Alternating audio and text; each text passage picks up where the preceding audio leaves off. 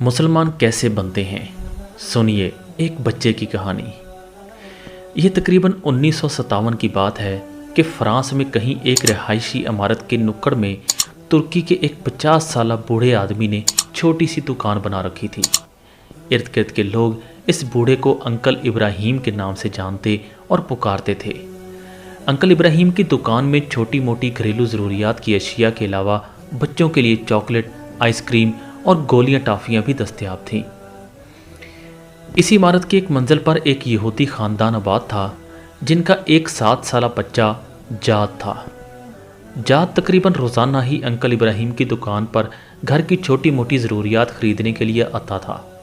दुकान से जाते हुए अंकल इब्राहिम को किसी और काम में मशगूल पाकर कभी भी एक चॉकलेट चोरी करना ना भूली थी।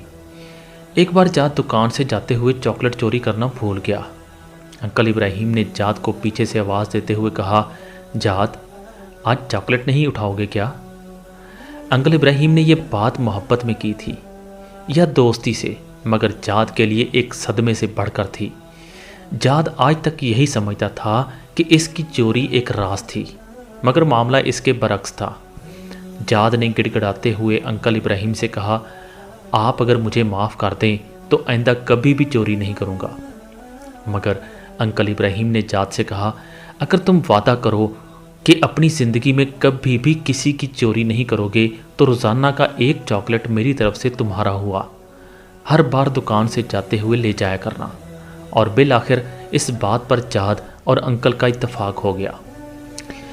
वक्त गुजरता गया और इस यहूदी बच्चे जाद और अंकल इब्राहिम की मोहब्बत गहरी से गहरी होती चली गई। बल्कि ऐसा हो गया कि अंकल इब्राहिम ही जाद के लिए बाप, माँ और दोस्त का दर्जा इख्तियार कर चुका था। जाद को जब कभी किसी मसले का सामना होता या परेशानी होती तो अंकल इब्राहिम से ही कहता। ऐसे में अंकल मेज़ के दराज से एक किताब निकालते और जाद से कहते कि किताब को कहीं से भी खोल कर दो। जाद किताब खोलता और अंकल वहीं से 2 सफ़े पढ़ते, जाद को मसले का हल बताते। जाद का दिल इत्मीनान पाता और वो घर को चला जाता। और इसी तरह एक के बाद एक करते 17 साल गुजर गए। 17 साल के बाद जब जाद 24 साल का एक नौजवान बना तो अंकल इब्राहिम भी इस हिसाब से 67 साल के हो चुके थे। दाई अजल का बुलावा आया और अंकल इब्राहिम वफात पा गए। उन्होंने अपने बेटों के पास जाद के लिए एक संदूकची छोड़ी थी।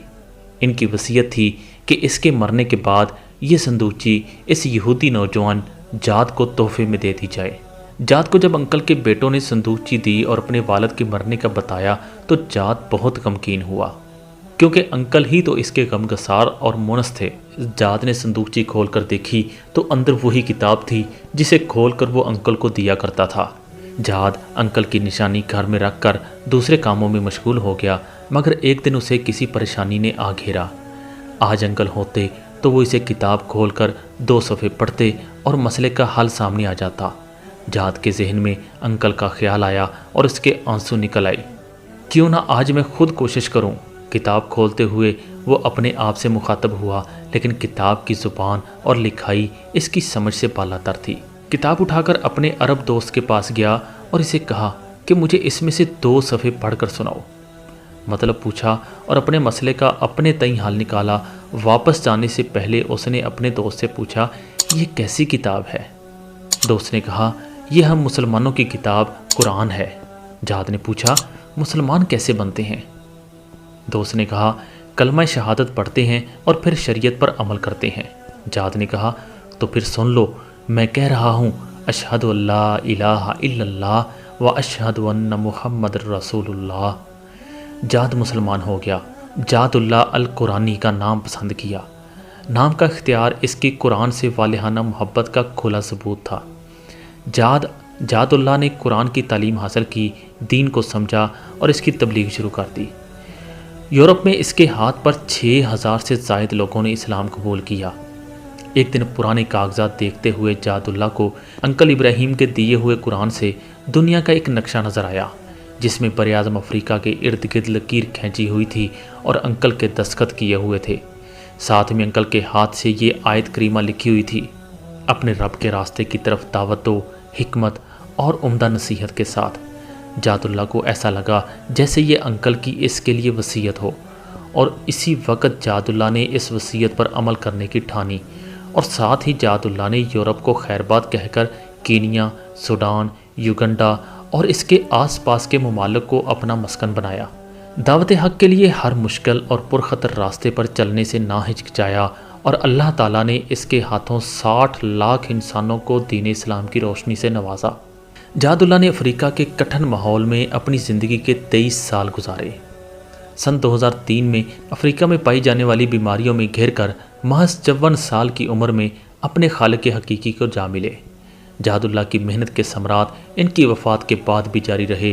وفات کے ٹھیک 2 سال بعد ان کی ماں نے 70 سال کی عمر میں اسلام قبول کیا۔ جہاد اللہ اکثر یاد کیا کرتے تھے کہ انکل ابراہیم نے اس کے 17 سالوں میں کبھی بھی اسے غیر مسلم محسوس نہیں ہونے دیا، اور نہ ہی کبھی کہا کہ اسلام قبول کر لو، مگر اس کا رویہ ایسا تھا کہ جہاد کا اسلام قبول کیے بغیر چارہ نہ تھا۔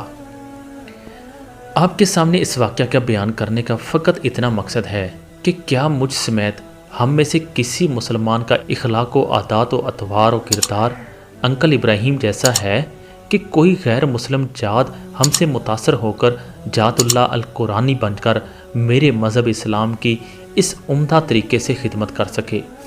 اللہ تعالیٰ مجھ گناہگار و سیاہکار سمیت ہم سب مسلمانان عالم پر بے حد رحم فرمائے اور عین صراط مستقیم پر چلنے کی کامل توفیق عطا فرمائے۔